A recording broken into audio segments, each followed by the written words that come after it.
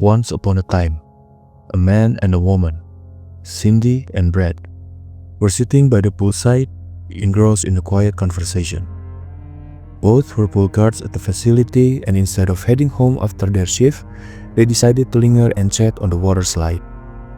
Their peaceful evening, however, took a dark turn when they were approached by a mysterious figure. Tragically, their lives were short in a horrific and senseless act of violence. Months later, Fairy Hills High School was preparing for its class of 2018 graduation ceremony. This year, celebration was planned at a water park called the Wet Valley. The idea for this unconventional venue came from Elise, a proud alumnus and organizer of the event. The 3-day celebration was set to be a memorable occasion full of laughter, fun, and camaraderie. Among the excited graduates was Josh, a spirited student and aspiring musician. He, along with his friends Chad and Slim, had formed a band called the Blades. During their downtime, they were approached by an elderly man named Grandpa Carter, the longtime caretaker and nurse of the Wet Valley. Despite his age, Grandpa Carter had been a fixture at the water park for over 35 years and was still trusted to maintain its operations. As Josh and his friends rehearsed, they were interrupted by Kim, a beautiful young woman who also happened to be Josh's ex-girlfriend. Now working as a pool supervisor, Kim's friendly demeanor stirred up tension, especially with her current boyfriend, Tommy, who watched the interaction with growing jealousy. Tommy's reaction was understandable, as Kim's warm reunion with Josh seemed to reignite old sparks. Meanwhile, Josh took a moment to call his father, inviting him to the park to watch the Blades perform. It was a touching exchange, showcasing the bond between father and son. Elsewhere, the other students were making the most of their time at the Wet Valley. They swam, enjoyed the thrilling slides, and embraced the freedom of their last day as high schoolers. The towering slides, the centerpiece of the park, were especially popular and kept everyone entertained. However, the carefree atmosphere didn't last. A group of rowdy students smuggled liquor onto the slides, leading to chaos. Bottles broke, leaving shards scattered across the area, forcing Grandpa Carter to step in and clean up the mess. Paul, the park's owner, was livid at the students' recklessness, as the incident not only disrupted the fun but also endangered others. In the afternoon, Kim and Tommy were walking around when they happened to pass Josh, who was hanging out with his friends Chad and Slim. Spotting an opportunity, Chad and Slim called Tommy over, pretending to need help finding a cable reel. It was all a ploy to give Josh a chance to be alone with Kim. Unfortunately, neither Kim nor Josh seemed to care about the time, leaving Tommy wondering where his still friend had disappeared. Honestly, if I were Tommy, I'd break up with Kim right then and there, no question asked. Unbeknownst to Tommy, Josh and Kim had slipped away to find a spot, dark corner where they could be together in secret. Meanwhile, elsewhere in the water park, Josh's father, Michael, was having dinner with a woman named Priscilla. Their conversation revealed that Priscilla was the wife of Paul, the owner of the Wet Valley. Michael, on the other hand, was a wealthy man known for his extravagant lifestyle. However, the details of their discussion remain unclear. After spending time with Kim, Josh finally returned to his friend to prepare for their performance. Kim, acting as though nothing had happened, nonchalantly enjoyed Josh's performance, showing no concern for Tommy's feelings. Among the audience that night were both Josh's father and Priscilla, who seemed to be closely observing the events. Tommy, still in the dark about Kim's secret rendezvous, was completely unaware of her betrayal. Things took a dramatic turn when one of the students who had recorded Kim and Josh together shared the video in their group chat. Upon seeing the footage, Tommy was livid. He stormed onto the stage mid-performance and attacked Josh in front of the entire crowd. The scene was chaotic and humiliating for everyone involved. Meanwhile, Priscilla discovered that her husband, Paul, was having an affair with another woman named Elise. The revelation shattered her, adding fuel to an already tense evening. Later that night, Josh was walking with Chad when they were unexpectedly approached by Michael. His father, seemingly in high spirits, casually asked, "Josh, what do you think if I buy this place?" The question left Josh stunned. Unknown to them, Alice, the event's organizer, had been eavesdropping on their conversation. She overheard Michael's plan and was visibly upset. Determined to uncover the truth, Alice confronted Paul directly. She accused him of negotiating to sell the Wet Valley. Paul, clearly intoxicated, slurred his response, denying any intention to sell. "This place is my livelihood. I'd never sell it," he insisted. But his drunken state made his words less convincing.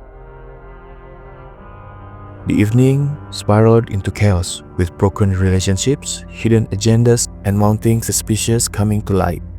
The once joyous graduation celebration had turned into a series of betrayals and confrontation, leaving everyone questioning the trust they had in one another. As night fell, the once lively water park grew silent. The students had retreated to their rooms, and not a soul lingered outside. Yet, someone was lurking in the shadows, determined to sabotage the celebration. Under the cover of darkness, they tampered with one of the slides, embedding the sharp metal rods within its structure. The work was meticulous, their intention clear, malice cloaked in silence. The following morning, Michael, Josh's father, strolled around the park, enjoying its serene atmosphere. But, unbeknownst to him, a shadow followed. Suddenly, a gunshot rang out, striking Michael's leg. He collapsed, helpless, as the mysterious assailant dragged him into a dimly lit warehouse. Inside, a horrifying discovery awaited him: the decomposing bodies of Cindy and Brad, the pool guards murdered months ago. Michael's cries for help were muffled by the warehouse's heavy walls, leaving him trapped with the gruesome remnants of a sinister past. Meanwhile, Tommy's life continued to spiral. Fired from his job and dumped by Kim, he sought solace wherever he could find it.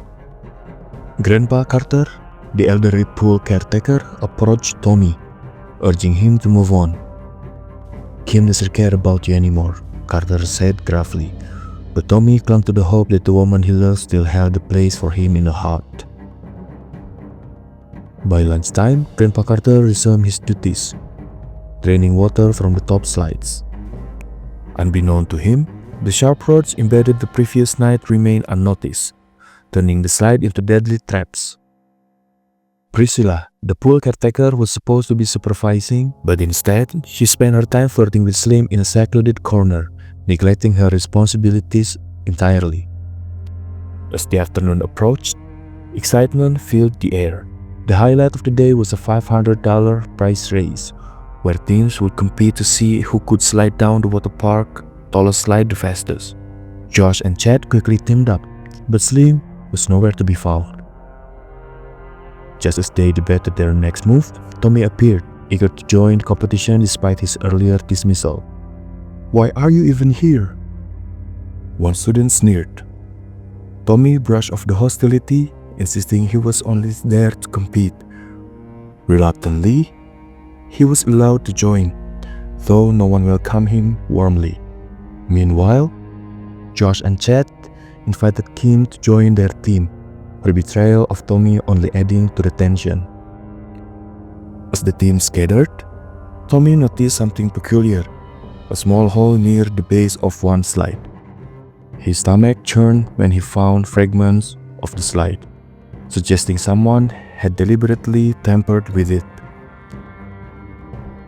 Realizing the danger, Tommy frantically tried to warn the others. "The slide isn't safe," he shouted. But his pleas were met with scoff and dismissive laughter. The students, blinded by the thrill of the race, accused Tommy of trying to ruin the event out of bitterness. Grandpa Carter watched from afar, unaware of the brewing disaster. The students climbed the stairs, oblivious to the lurking danger. Tommy, desperate and powerless, could only watch as their excitement turned into a descent toward catastrophe. In mere minutes, the race was set to begin, with the committee and pool management eagerly preparing. Priscilla had already communicated with Grandpa Carter to ensure everything was in place. Yet, no one suspected the hidden danger, a sharp iron embedded in one of the slides. Despite his desperation, Tommy continued pleading with Paul and Priscilla to stop the race. But his warning fell on deaf ears. Frustrated student brushing aside and one even shoved Tommy onto the slide. Helpless, he plummeted down, unable to escape his fate. The first victims were three blondie girls, excitedly taking their turn down the slides. Tragically, they chose the red slide. Their screams were short-lived as their bodies were instantly dismembered upon contact with iron. At the bottom, slide number 3 turned into a horror scene as some water poured out, carrying the part with it. The crowd, once ecstatic, was now paralyzed by fear and panic. Grandpa Carter, horrified by the sight, stumbled and sprained his leg. Tommy, still on the slide, realized too late that he was heading straight for disaster. The iron claimed him as its next victim, leaving no chance of survival. The once thrilling competition had turned into a nightmare, and chaos erupted as people screamed and scattered in terror. Grandpa Carter, realizing the gravity of the situation, frantically called Priscilla to stop the race. However, the walkie-talkie remained eerily silent. Priscilla, oblivious to the carnage below, challenged Paul to continue sliding, selfishly staking their marriage on his victory. Ignoring the escalating horror, 3 more teams slid down. Among them was Paul, who chose slide number 3. As Josh climbed to the top, he screamed for everyone to stop, but his voice was drowned out by the commotion. Paul, realizing the danger, tried to hold himself back mid-slide but struggled against the rushing water. Meanwhile, Kim and Chad, at Grandpa Carter's urging, rushed to turn off the water pump. Kim, entering the dimly lit warehouse, was met with a gut-wrenching sight. The bodies of her father, Michael, and 2 co-workers lay lifeless on the floor. Overwhelmed, she froze as the gravity of the situation sank in. Back at the slide, the relentless water flow made it impossible for Paul to hold on. He lost his grip and became yet another victim of the threat. The pool, once a place of joy, was now a gruesome scene filled with and dismembered bodies. Months later, the tragedy still haunted those who survived.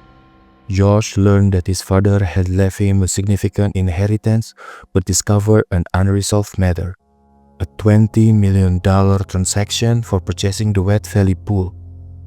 With Paul's, the money defaulted to Priscilla, who became the sole beneficiary.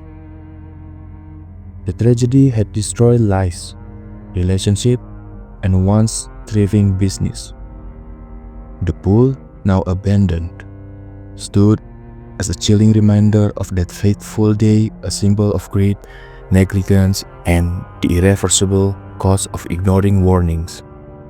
As everything came to an end, Cindy closed her thought by imagining Priscilla's sweet, carefree smile, a haunting expression that masked the dark intention. From her initial meeting with Michael, it was evident that Priscilla had offered to buy the swimming pool. She knew that Michael, the wealthy father of a student from the class of 2018, could easily afford it. However, Michael firmly declined, uninterested in her proposal. This rejection led her to an alternative plan, targeting his son, Josh.